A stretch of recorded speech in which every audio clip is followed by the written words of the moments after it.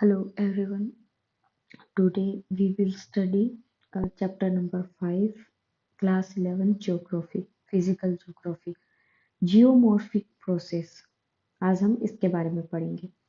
After learning about how the earth was born, how it evolved its crust and other inner layer, how its crustal plates move and are moving, and other information on earthquake, the form of volcanism, and about the rocks and minerals the crust is composed of. It is time to know in detail about the surface of earth on which we live. Let let us start with the questions. First, हमने ये जो भी चीजें हमने पढ़ी है उसके बारे में हमने पूरा इंफॉर्मेशन ले लिया है कि जो हमारा क्रस्ट क्या होता है, हमारा मेंटल क्या होता है, कोर क्या होती है, कितने लेयर्स होती है, किस लेयर को क्या कहेंगे, अर्थक्वेक क्या होते हैं, वोल्केन क्या होते हैं, इसके बारे में हम पढ़ चुके हैं. Why is the surface of earth uneven, कि जो हमारे अर्थ का जो सरफेस है वो इक्वल क्यों है. तो इसके बारे में हम इस चैप्टर में जानेंगे. The earth crust is dynamic. You are well aware that it was moved vertically and horizontally. Of course, it moved a bit faster in the past than the rate at which it moving now. The difference in the interior process operating from within the earth which build up the crust have responsible for the variation in the outer surface of the crust. तो हमारा responsible कौन सा रहता है, हमारा crust रहता है इसके लिए जो भी वेरिएशन हमें देखने को मिलते हैं. The earth surface is being continuously subjected to external force induced basically by energy yani sunlight. Of course the internal force are still active through with different intensities. That means the Earth's surface is being continuously subjected to by external force oriented within the Earth atmosphere and the internal force from within the Earth. The external force are known as exogenic force and the interior force are known endogenic. जैसा कि हम science में पढ़ते हैं exothermic reaction होती है, वैसे ही यहाँ पे दिए गए हैं एक्सो जेनिक प्रोसेस और एंडोजेनिक प्रोसेस, यानी जो हमारे एक्सटर्नल बाहरी पार्ट पे जो लगेगा उसे हम एक्सो कहेंगे, एक्सोजेनिक, और जो इंटरनल वाली जितनी भी लेयर्स पे जो भी फोर्स लग रहा है उसको हम एंडोजेनिक कहेंगे. The action of exogenic force result in wearing down, degradation of relief, elevation and filling up of basin depression on the earth of surface. The phenomena of wearing down or of relief variation of the surface of earth through erosion is known as gradient. यानी erosion के according जो भी हमारे अर्थ में variation आते हैं, down जाती है उनके लिए उसे हम ग्रेडिएशन कहेंगे. The endogenic force continuously evaluate or build up parts of the Earth's surface and hence the exogenic process fails to even out the relief variation of the surface of Earth. तो ये हमें देखने को मिलता है. So variation remain as long as the opposition action of exogenic and endogenic process continue.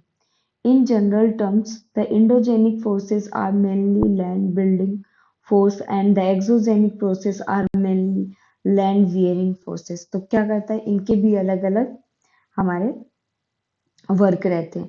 जैसे कि exogenic क्या करता है, एक्सोजेनिक और एंडोजेनिक दोनों ही प्रोसेस एक साथ काम करते हैं. जिसमें एंडोजेनिक होता है वो बिल्ड करने का काम करता है, लैंड बिल्डिंग प्रोसेस, और एक्सोजेनिक क्या करता है, जो लैंड की वेयरिंग होती है ना उसमें फोर्स करने का काम करता है. The surface of earth is sensitive. Humans depend on it for their substance and have been using it extensively and intensively. दोनों तरीके से करता है. So it is initially to understand its nature in order to use if effectively without disturbing its balance and diminishing its potential for the failure. Almost all organisms contribute to sustain the Earth environment. However, humans have caused extensive damage to the environment through overuse of resources. Use we must, but must also leave it potential enough to sustain life through the future. Most of the surface of the earth had has been shaped over very long period of time, hundreds and thousands of years. अब इसमें देखो एक English का rule भी आता है कि 100 and 1000 of years है ना, ये हमारा असेंडिंग ऑर्डर में आता है। ऐसा नहीं हो सकता कि 1000 of year आए, 1000 and 100 of year आए, ये गलत रहेगा। 100 and 1000 of year ये हमारा सही रहेगा। And because of its use and misuse by humans, its potential is being diminished at a fast rate. If the process which shaped are shaping the surface of the earth into variation of forms, shapes, and the nature of materials of which it is composed of are understood, precautions can be taken to minimize the detrimental effect of the humans use and preserve it for posterity। यानी हमारे nature का composition कैसा है उसको समझना, उसके precaution क्या है उसको समझना, उसको मिनिमाइज करना, तो ये वाला इसमें देखने को हमें मिलता है। आगे है ये जियोमॉर्फिक प्रोसेस होता क्या है।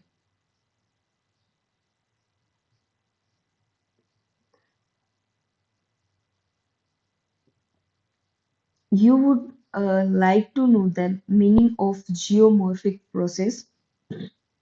Yes, the endogenic and the exogenic forces causing physical stress and chemical action on earth materials and bringing out change in the configuration of the surface of earth are known as geomorphic process। यानी हमारे अर्थ में जो भी process हो रहा है, जैसे endogenic हो रहा है, एक्सोजोनिक हो रहा है, या फिर हमारा इसमें केमिकल या फिजिकल प्रोसेस में कुछ भी चेंज हो रहा है मटेरियल के, उसके बिगनिंग में, उसके सेंट्रीफ्यूगल फोर्स में, तो उसे हम जियोमॉर्फिक प्रोसेस कहेंगे।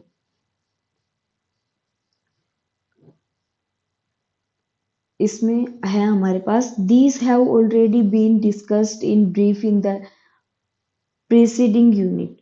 Weathering, mass wasting, erosion, and deposition are exogenic geoformic process, geomorphic process. These exogenic process are dealt with in detail in this chapter. इस चैप्टर में हम डिटेल में उसको याद करेंगे।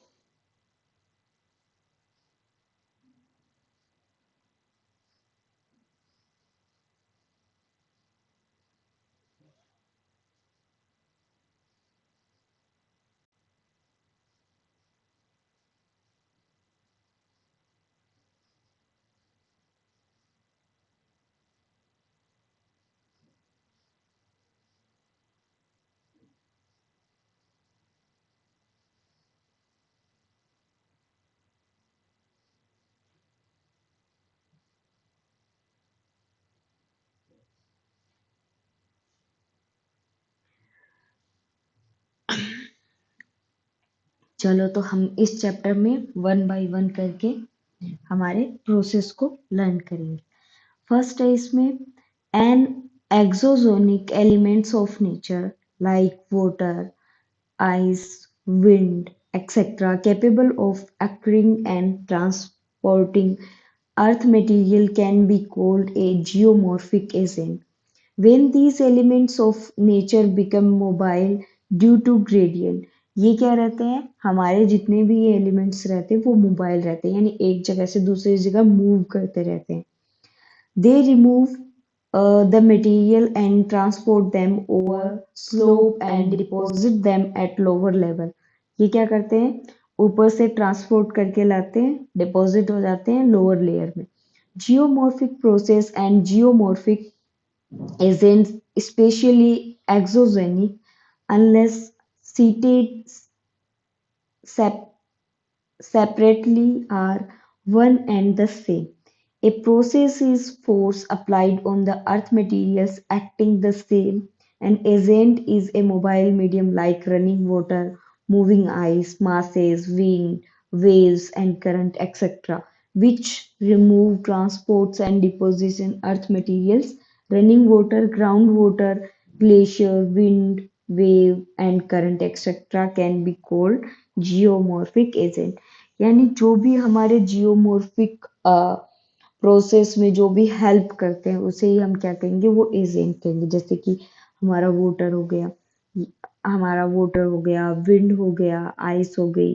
कुछ भी अगर एक जगह से दूसरी जगह मूव कर रहा है और जिसके डिपोजिशन से या इरोजन इरोजन से हमारे जियोमॉर्फिक पे कुछ भी इफेक्ट दिख रहा है, उसे हम वहाँ के एजेंट कहेंगे. जैसे ग्राउंड वाटर से भी होता है, रनिंग वाटर से भी होता है, ग्लेशियर से भी, विंड से भी, वेव से भी, करंट से भी. तो ये हो जाएंगे. नेक्स्ट हमारे पास क्वेश्चन है, do you think it is initial to distinguish geomorphic agent and geomorphic process?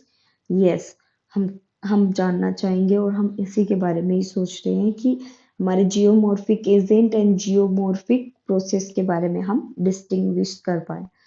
Gravity besides being a directional force. अब देखो बिसाइड्स आया है ना, तो इसका मतलब होता है के बावजूद.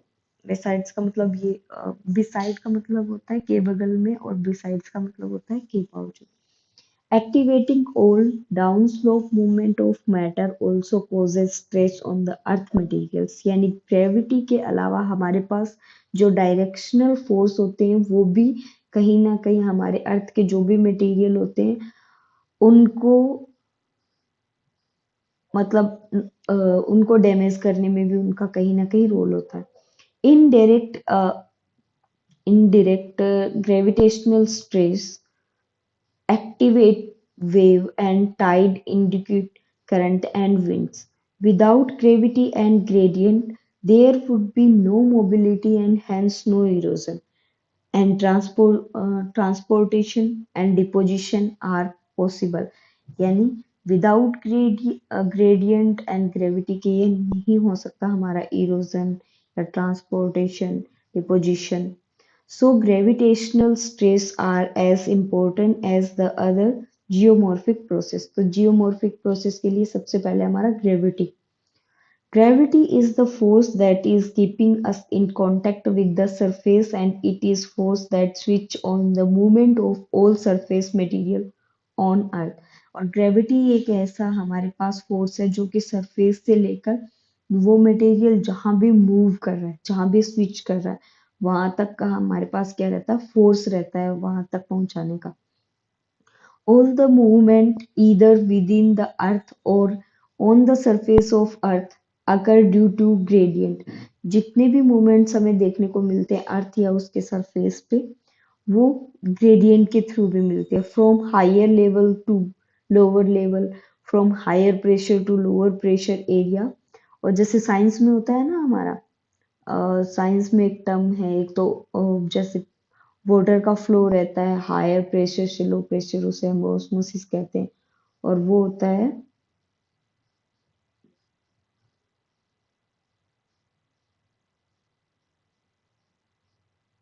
डिफ्यूजन. वैसा ही हमारे ग्रेडियंट का होता है जो हम ज्योग्राफी में पढ़ते हैं. तो ग्रेडियंट क्या करता है, हाई को लो तक पहुंचाने की कोशिश करता है. अब हमने एक्सोजोनिक तो पढ़ लिए थे, अब हमारे आते हैं इंडोगेनिक process. The energy emitting from within the Earth is the main force behind endogenic geomorphic process. The energy is mostly generated by radioactivity, rotational and tidal friction, and primordial heat from the origin of the Earth. तो हमारे जो endogenic होते हैं ना, वो हमारे जैसे कि रेडियो एक्टिव हो गया, रोटेशनल हो गया, टाइडल विंड हो गई, फ्रिक्शन हो गया, उनसे हमारे क्या होते हैं, ओरिजिन यानी वहां से आते हैं। This energy due to geothermal gradient and heat flow from within induce diastrophism and volcanism in the lithosphere. और ये हमें कौन सी लेयर में देखने को मिलता है, लिथोस्फीयर में, diastrophism and volcanism. Due to variation in geothermal gradient and heat flow from within crustal thickness and strength, the action of endogenic force are not uniform and hence the tectonical controlled origin crustal surface is uneven। और ये जो चीजें हैं, जैसे gradient के कारण हमें क्या दिखता है, हमारी जो क्रिस्टल लेयर होती है ना, वो कहीं पे थिक होती है, कहीं पे स्ट्रोंग होती है, तो ये हमें देखने को मिलता है, और ये हर जगह अलग अलग होता है, इसीलिए हमें टेक्टोनिक थ्योरी भी हमने उस बेसिस पे जो लास्ट चैप्टर था उसमें पढ़ी थी। अब है हमारा डाइट्रोपिज्म। क्या होता है, all process that move, evaluate or build up portion of the earth crust come under ditropism। यानी हमारे अर्थ का कोई भी पोर्शन, और वो भी क्रस्ट में, जिसके भी थ्रू हो रहा है, जिस भी फोर्स के थ्रू हो रहा है, जिस भी प्रोसेस के थ्रू हो रहा है, उसे हम कहेंगे हमारा डाइट्रोपिज्म। दे इंक्लूड, इसमें इंक्लूड रहता है first organic process involving mountain building through surfolding and affecting long and narrow belts of the earth crust। Second है इपेरियोजोनिक process involving uplift or wrapping of large part of the earth crust। Earthquake involving local relatively minor movements, इसमें earthquake वाला भी रहता है third इसमें। Fourth है plate tectonics involve horizontal movements of crust. इसमें देखो हमारे 4 टाइप के बताइए, देखिए ट्राइटोपिज्म। फर्स्ट होता है ऑर्गेनिक प्रोसेस, सेकंड होता है एपिरियोजेनिक प्रोसेस जो कि अपलिफ्ट करने का काम करेगा, थर्ड होता है अर्थक्वेक, जैसे रिलेटिविटी माइनर मूवमेंट कैसे दिखने को, और चौथा है हमारा प्लेट टेक्टोनिक थ्योरी जो कि हॉरिजॉन्टल होती है क्रिस्टल प्लेट में। In the process of orogeny, orogeny होता है जो माउंटेन एरिया होता है वहां पे, orogeny the crust is severely deform into folds, वहां पे क्या हो जाते हैं, फोल्ड माउंटेन्स बनने लगते हैं। ड्यू टू एपिरियोगेनी देयर में बी सिंपल डिफॉर्मेशन। और इपीरियो केमी में क्या होता है, हमारा जो सिंपल फ्लैट बनता है उसे हम कहेंगे। Orogeny is a mountain building process whereas epeirogeny is continental building process. अब ये तो क्या करता है, ओरोगेनिक तो हमारा माउंटेन को बिल्ड करने का काम करेगा, और ये हमारे कॉन्टिनेंटल जो प्लेन सरफेस एरिया होता है ना, उसको बिल्ड करने का काम करता है। ये भी हमें दोनों बातें पता होनी चाहिए कि कौन सा क्या करता है। Through the process of orogeny and epeirogeny, earthquake and plate tectonic, हमने 4 पढ़े थे, पहला orogeny, दूसरा epeirogeny, third earthquake and fourth plate tectonic, जो हमारे ड्राई ट्रोपिज्म में आते हैं। There can be faulting and fracturing of the crust. All these process causes pressure, volume and temperature यानी PVT changes, which in turn include metamorphism of rock. और जो ये तीनों चीजें अगर आपस में मिल जाती है, जिससे प्रेशर, वॉल्यूम और टेम्परेचर में चेंज होने के कारण जो भी रॉक्स होती है वो मेटामॉर्फिज्म में चेंज हो जाती है। इपीरियोजेनी एंड ओरिजेनी साइड द डिफरेंसेस, और ये हमें पता ही चल गया कि ये दोनों क्या होती है, अलग अलग होती है। अब हमारा आता है volcanism. Volcanism include the movement of molten rocks यानी magma onto or towards the earth surface and also formation of many intrusive and extrusive volcanic form. ये भी हमने पढ़ा था कि वोल्केन क्या होता है। वोल्केनो वो होता है जिसमें हमारे अर्थ के अंदर जो भी मैग्मा होता है वो अगर सरफेस पे आता है लावा बन के, तो उस प्रोसेस को ही हम क्या कहते हैं, volcanism. Many aspects of volcanism have already been dealt and in detail under volcanoes in unit second and under igneous rock in the preceding chapter in this unit। अब igneous rock क्या होती है, जो मतलब बहुत ज्यादा एक्टिव होती है। igneous का मतलब होता है बहुत जल्दी जल जाना। what do what do the words volcanism and volcans indicate? Exogenic process. पहले हमने इंडोजेनिक पढ़ा था, अब एक्सोजेनिक प्रोसेस पढ़ेंगे। The exogenic process drive their energy from atmosphere determined by the u- ultimate energy from the sun and also gradient created by a tectonic factor। ये क्या करता है कि जो हमारी एनर्जी होती है उसको एटमॉस्फेयर में डिटरमाइन करने का काम करता है। जैसे सन से हो गई या किसी और सोर्स से हो गई, ग्रेडियंट से हो गई, वहां से। Why do you think that the slope or gradient are created by tectonic factor? लगता तो ऐसा ही है कि जो स्लोप्स जैसे बनते हैं और जैसे ग्रेडियंट्स बनते हैं, आप बता रहे थे कि ग्रेडियंट वही होते हैं जो हाई लेवल से लो लेवल की तरफ आते हैं, तो टेक्टोनिक फैक्टर से ही बने होंगे, लेकिन हम जानते हैं इसमें gravitational force acts upon all earth materials having a sloping surface and tend to the produce movement of matter is down slope direction। Gravitational force क्या करता है, ऐसे मटेरियल को स्लोप सरफेस में टेंड कर देता है। टेंड का मतलब झुका देता है और उसको स्लोप डायरेक्शन में चेंज कर देता है। Force applied per unit area is called stress. अब जितने एरिया पे हमने फोर्स अप्लाई किया उसे हम कहेंगे stress. Stress is produce in A solid bye pushing और पुलिंग। हम किसी भी सॉलिड मटेरियल को पुश करते हैं या उसे पुल करते हैं, उसे ही हम स्ट्रेस कहते हैं।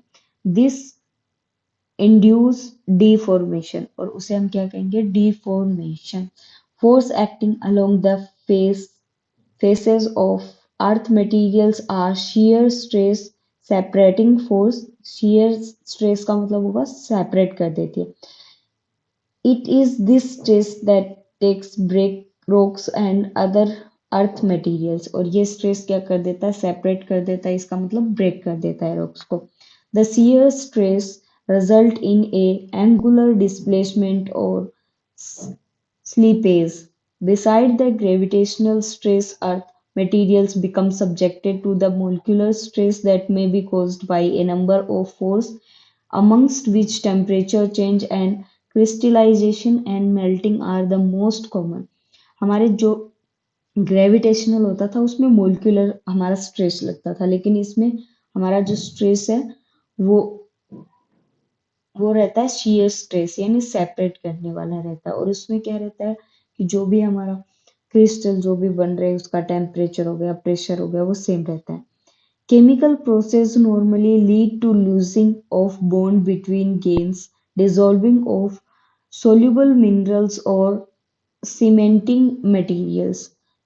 ये भी केमिकल प्रोसेस में क्या होता है, जो लेड जैसे मटेरियल होते हैं ना, जैसे ही उनको टेम्परेचर ज्यादा मिलता है तो वो अपने बॉन्ड को लूज करने लग जाते हैं और उसमें डाइल्यूट होने लगते हैं, सोल्यूबल होने लगते हैं मटेरियल में। Thus, the basic reason that leads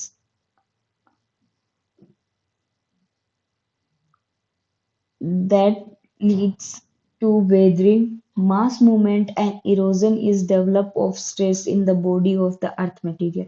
और यही रीजन है कि सबसे ज्यादा जो हमें इरोजन देखने को मिलता है, वेदरिंग मिलता है, मास मूवमेंट चेंज मिलता है, उसका कारण हमारा स्ट्रेसेस ही होते हैं। Temperature and precipitation are the two important climate elements that control various process. और टू मेजर पॉइंट है हमारे, टेम्परेचर और प्रिसिपिटेशन भी होते हैं, जो वेरियस प्रोसेस को कंट्रोल भी करने का काम करते हैं, रोकने का भी काम। All the exogenic geomorphic process are covered under a general term denudation. अब denudation का मीन क्या होता है वो भी हम समझते हैं। The word denude means to strip off or to uncover, जो cover नहीं है। Weathering, mass wasting movement, erosion and transformation are included in denudation.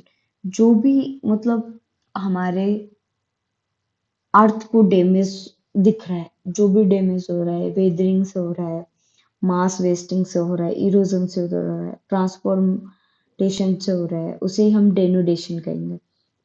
The flow chart gives that the denudation process and their respective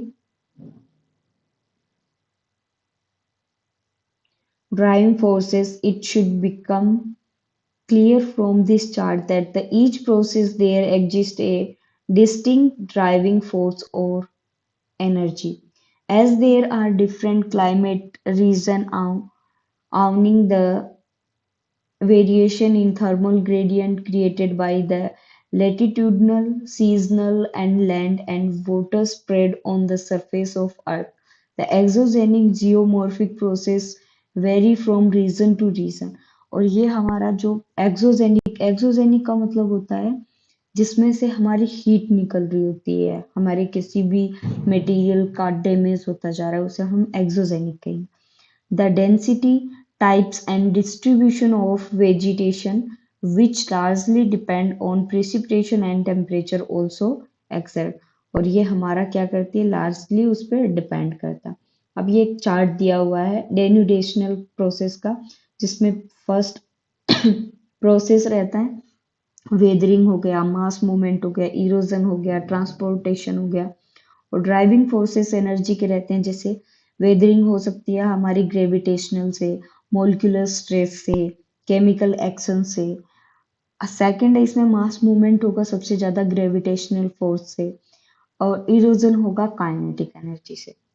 influence direct indirectly on exogenic geomorphic process. Within different climate regions, there may be local variation of the earth of different climate element due to altitudinal difference, aspect variation, and variation in the amount of insolation received by north and south facing slope as compared to east and west facing slope. हमारे क्या रहता है कि पूरे अर्थ में variation देखने को मिलता है, उसी में हमारा इंसोलेशन भी कहीं ना कहीं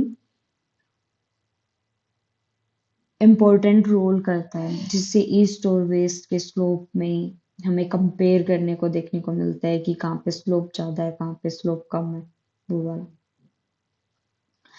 further due to difference in wind velocities and directional amount and kind of precipitation. It is intensity, the relation between precipitation and evaporation, daily range of temperature, freezing and the thawing frequency, depth of frost, penetration.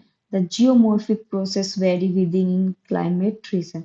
Climate reason में हम देखते रहते हैं precipitation वाला, intensity कितनी है, evaporation कितना हो रहा है, टेम्परेचर कितना है, फ्रीजिंग पॉइंट कहाँ तक जा रहा है, हमारा टेम्परेचर कहाँ तक मूव कर रहा है, डेप्थ कितनी है, फ्रोस्ट, और ये सारी चीजें होती है, ये हमें क्लाइमेट रीजन में जो देखने को मिलती है उसे हम जियोमॉर्फिक प्रोसेस कहते हैं। और ये वेरी करता है रीजन टू रीजन, इसमें चेंज भी होते रहता है। What is the sole driving force behind all the exogenic process? Exogenic process के पीछे हमारे क्या फोर्सेस हैं वो हम जानेंगे। Climate factors being equal, the intensity of action of exogenic geomorphic process depend on type and structure of rock. अब हम पढ़ रहे हैं जो हमारे क्लाइमेट में जो रॉक्स वगैरह हो रही है उसमें एक्सोजेनिक प्रोसेस कैसे होता है। तो वो डिपेंड करेगा हमारे उसके रॉक्स के टाइप पे, उसके स्ट्रक्चर पे, किस टाइप से बनी है उस पर डिपेंड करेगा। The term structure includes such aspect of rocks as fold, falls, orientation and inclination of bends, presence and absence of joints, bending planes, hardness or softness of constituent minerals, chemical susceptibilities of minerals, constituents, and the pre-malleability and impremalleability etcetera. ये हम चीजों को major करके हम बता सकते हैं। Different type of rocks with different in the structure from structure offer varying resistance to very geomorphic process. A particular rock may be resistant to one process and non-resistance to another. यानी हमारे उस पे भी depend करेगा rocks पे भी कि कौन किसको रजिस्ट करता है प्रोसेस से, एक प्रोसेस से या दूसरे प्रोसेस से नहीं करेगा। And under varying climate condition particularly rocks में be exhibit different degree of resistance to geomorphic process and hence they operate at differential rate and give rise to difference in topography. The effect of the हमारे topography में ये difference हमें देखने को मिलता है।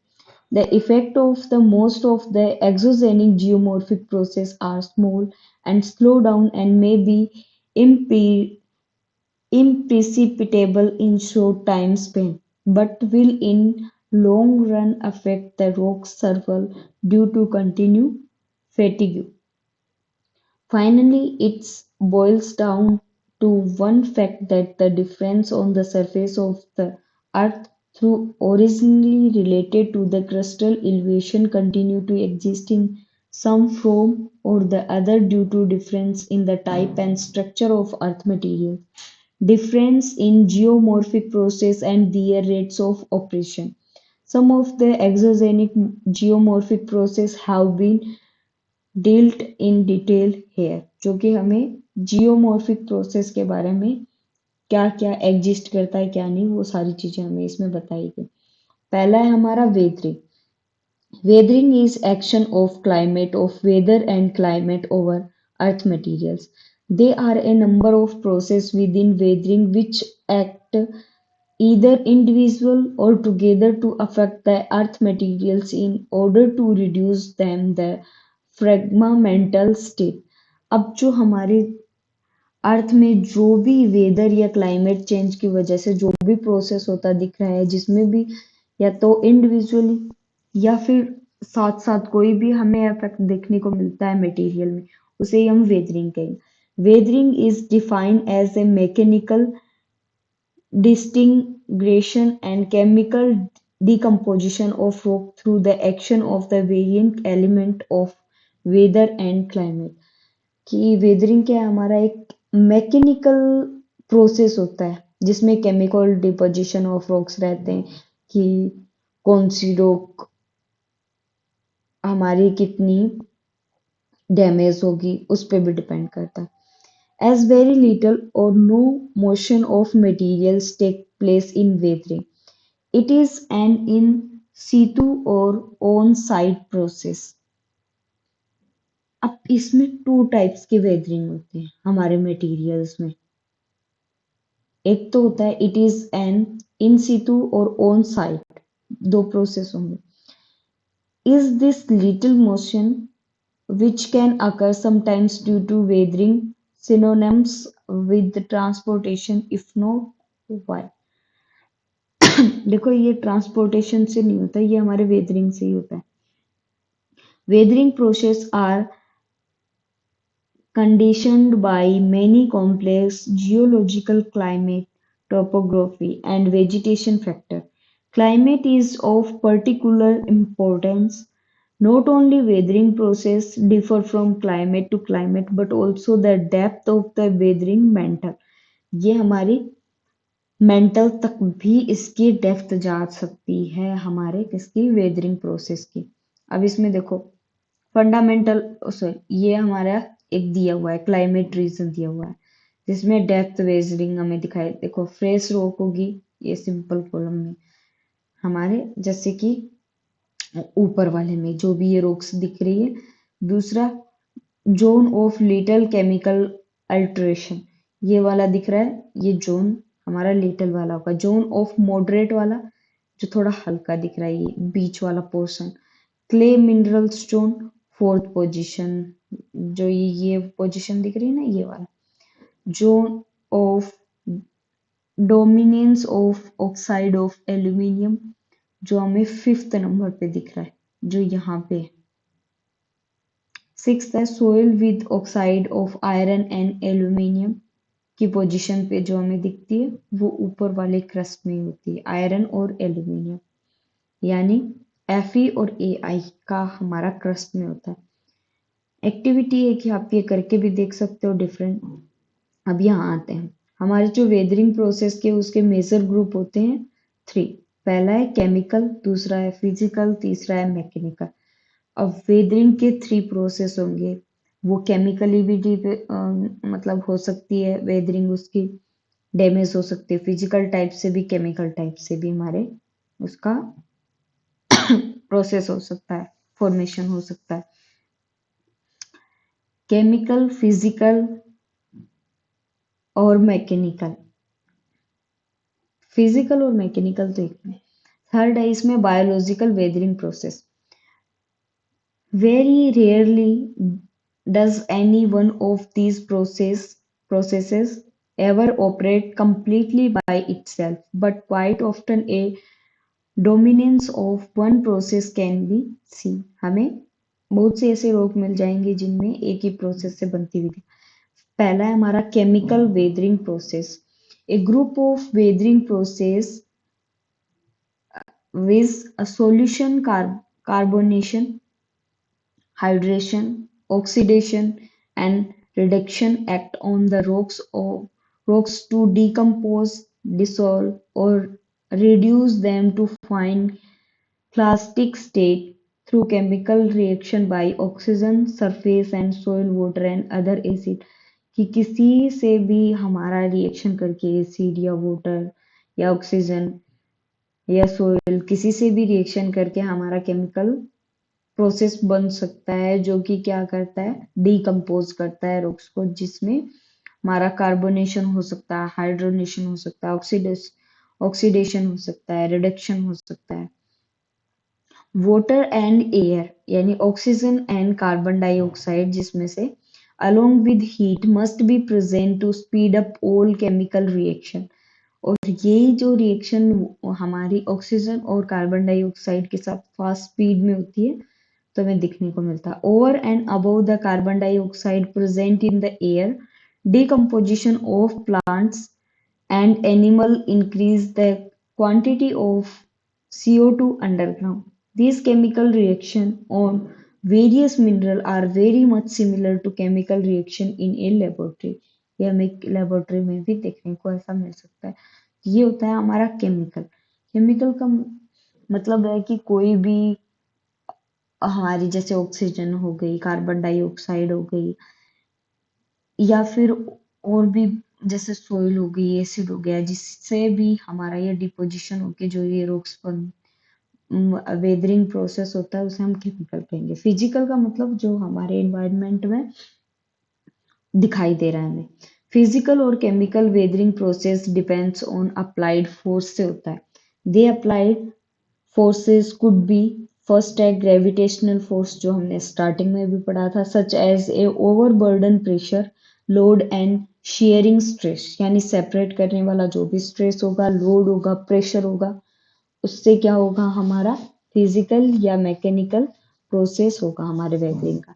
Expansion force due to temperature change, crystal growth and animal activity के through भी हो सकता है। थर्ड है water pressure controlled by wetting and drying cycle। Many of these forces are applied both the surface and within different earth materials, leading to rock fracture। क्या कर देती है, रॉक में फ्रैक्चर्स कर देती है। Most of the physical weathering process are caused by thermal expansion and pressure release. ये ज्यादातर रॉक्स हमारी क्या करती है, फिजिकल में क्या होता है, हमारा थर्मल एक्सपेंशन ज्यादा देखने को मिलता है और प्रेशर को बहुत ज्यादा रिलीज करती है। These processes are small and slow but can cause great damage to the rock because of continued fatigue the rock suffer due to repetition of contraction and expectation. हमें इसमें कॉन्ट्रैक्शन यानी सिकुड़ना और एक्सपेंशन यानी फैलना ऐसा देखने को मिल सकता है, और ये बहुत ज्यादा डैमेज करती है। स्लो होती है लेकिन ये काफी ज्यादा डैमेज कर देती है रुक्स को। थर्ड है biological activity and weathering. Biological weathering is contribution to or removal of mineral and ions from the weathering environmental and physical change due to growth or movement of organism. Growing and wading by organisms like earthworms, termites, rodents, etc. help in exposing the new surface to chemical attacks and assist in the penetration of moisture and air। यानी बहुत सारे हमारे अर्थ के अंदर क्या रहते हैं, insects रहते हैं, एनिमल्स रहते हैं, जो कि क्या करते हैं, हमारे वेदरिंग इन्वायरमेंट में हेल्प करते हैं। Human beings by disturbing vegetation, ploughing and cultivation soil also help in mixing and creating new contacts between air, water and minerals in the earth materials। उसको भी क्या करते रहते हैं वो डैमेज। डैमेज का मतलब है कल्टीवेशन करते हैं तो उसमें न्यू न्यू चेंजेस आते हैं, हमें दिखाई देते हैं। Decaying plants and animals matter help in the production of humic, carbonic, and other acid which enhance decay and solubility of some elements. Plant root exert a tremendous pressure on the earth materials mechanically breaking them apart। और ऐसे धीरे धीरे धीरे धीरे करके इसमें हमारा physical और केमिकल प्रॉपर्टी मिक्स होके इसको काफी हद तक डैमेज करने का काम करती है। अब हमारा आता है स्पेशल इफेक्ट ऑफ वेदरिंग। ये तो थे हमारे क्या मेजर इफेक्ट थ्री। अब है स्पेशल इफेक्ट। इसमें है एक्सफोलिनेशन। These has already been explained under physical weathering process of unloaded thermal contraction and expansion and salt weathering. Exfoliation is a result but not a process. ये exfoliation क्या होता है, एक result होता है, यानी वेदरिंग होने के बाद हमारा क्या इफेक्ट दिखेगा। फ्लैकिंग of more or less covered sheets of cells from over rocks and bedrocks result in smooth and rounded surface. Exfoliation can occur due to expansion and contraction induced। हमारा एक्सफोलिनेशन क्या करता है, ऐसे फैलता और सिकुड़ता जाता है बाय टेम्परेचर चेंज के according and result due to unloading and thermal expansion respectively.